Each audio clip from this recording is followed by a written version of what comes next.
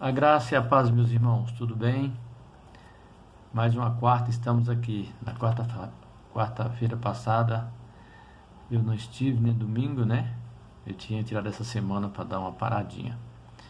E nessa quarta nós iniciamos a nossa meditação, lembrando dos familiares da pastora Rosa, que recebemos a notícia agora que acabou de falecer. A pastora Rosa, eu creio que praticamente todos nós conhecemos, né? Esteve na nossa igreja, congresso e todas essas questões. Então que a gente esteja orando pelos familiares da pastora Rosa, né? Também lembrando os familiares da irmã Marlene, os familiares da irmã Lindaura, né? Vamos estar lembrando desse pessoal, agradecer a Deus pela recuperação do irmão João e outros, continuar firme orando pelo irmão Pedro, que ainda continua internado. Então estamos lembrando dessas questões aí da igreja. Cremos que no final desse mês a gente vai estar voltando devagar. Esse é o nosso pensamento. Meus irmãos, eu quero meditar num texto hoje aqui, num versículo, dois versículos, mas especialmente um versículo do Salmo 37, que fala assim: fui moço e já agora sou velho,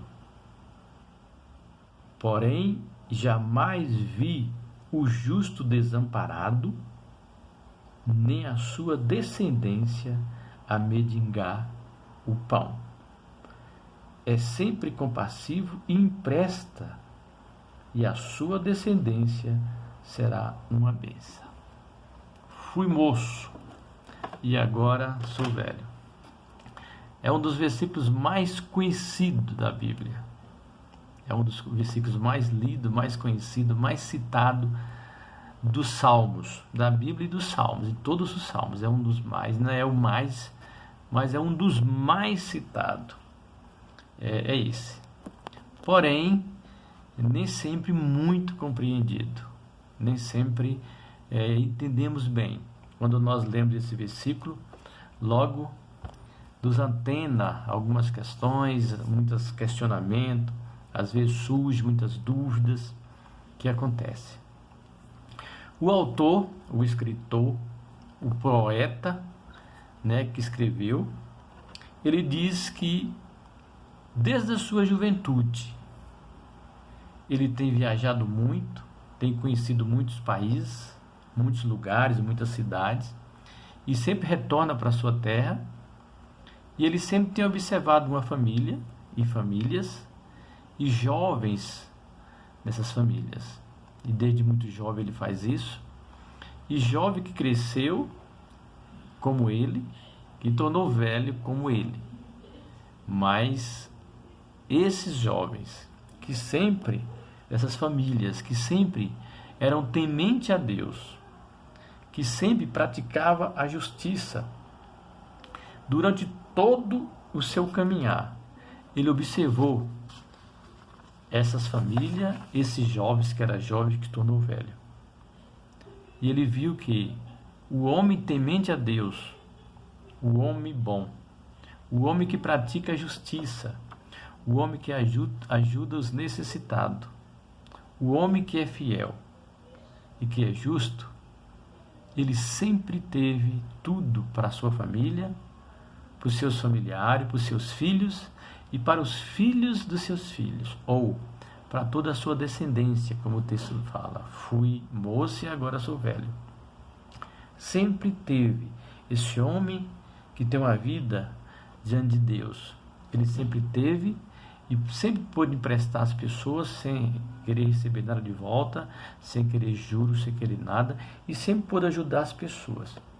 Então ele observa que durante todo o seu caminho, toda a sua caminhada, toda a sua vida de observação, jamais Deus desamparou o justo, o que pratica a justiça, jamais Deus abandonou o homem que é bom, o homem que pratica a justiça, o homem que é reto, o homem que vive em retidão.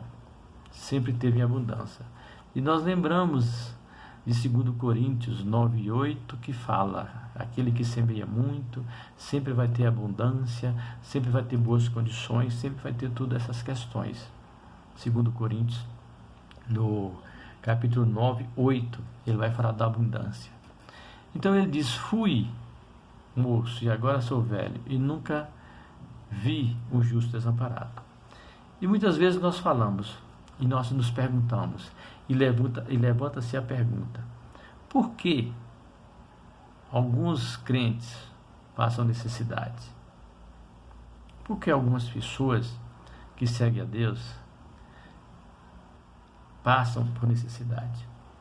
Eu quero estar trazendo aqui alguns reflexão, alguns pensamentos.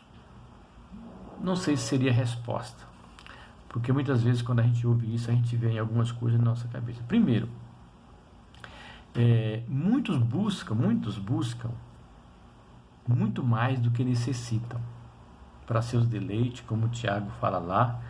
Muitos buscam isso e aí acaba entrando em dificuldade. Muitos gastam de maneira desordenada, falta de organização, disciplina e outras questões. Muitos são infiéis e às vezes até roubam a Deus, como diz Malaquias, o texto que todos nós conhecemos.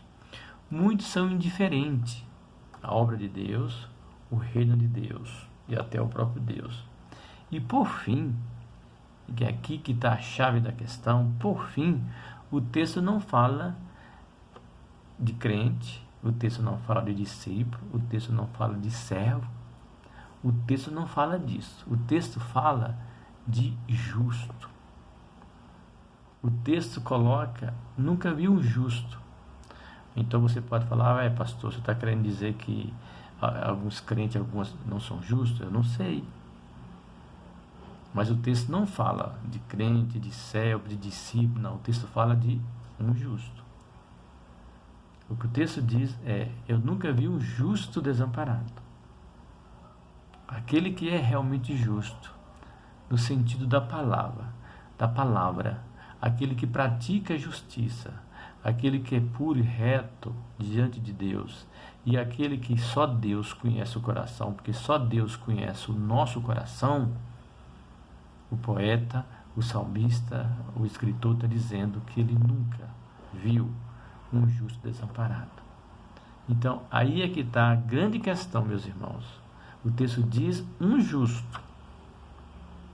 Então, se nós olharmos para nós mesmos, e se nós vivemos diante da justiça de Deus, diante da retidão de Deus, diante daquilo que o Senhor espera de nós, diante da fidelidade do Senhor, somos fiéis em todas as coisas, esse jamais vai passar necessidade, esse jamais vai ser desamparado, esse jamais vai ser deixado, esse jamais vai ser esquecido, e na dispensa desse jamais vai faltar com abundância, de forma que ele poderá suprir todos os seus descendentes, os filhos de seus filhos, pode ajudar e pode emprestar, como diz no versículo 26, pode emprestar se querer de volta. Então, meus irmãos, essa é uma interpretação, essa é uma explicação e uma visão desse versículo para o nosso entendimento melhor. Nunca vi um justo desamparado e nem a sua descendência mendigar o pão. Mas lembra, um justo.